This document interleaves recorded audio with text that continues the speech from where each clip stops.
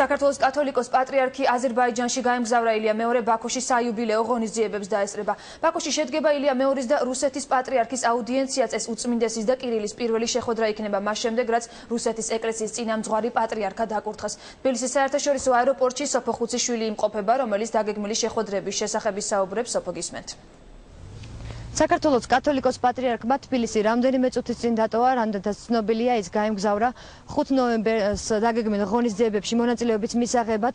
პატრიარქი დაესწრება შეიხ იულ ისლამ ალახ შუკურ ფაშაზადას დაბადების დღეს 5 ნოემბერს ბაქო აღნიშნავს როგორც მისი დაბადებიდან 50 წლის თავს, ასევე კურთხევიდან 30 წლის იუბილეს. ამ ღონისძიებებზე მიწვეულები არიან სხვადასხვა ქვეყნის სასულიერო პირები, რამდენადაც ცნობილია, მოწვევა მიიღო რუსეთის პატრიარქმა კირილიმ და ასევე რომის პაპმაც. Რამდენადაც ცნობილია, ღონისძიებების დასრულების შემდეგ უკვე სასულიერო პირების პირისპირ შეხვედრებიც გაიმართება. ჩვენთვის ცნობილია ისიც, რომ პატრიარქს პირველი შეხვედრა ექნება რუსეთის პატრიარქთან პირისპირ კირილესთან.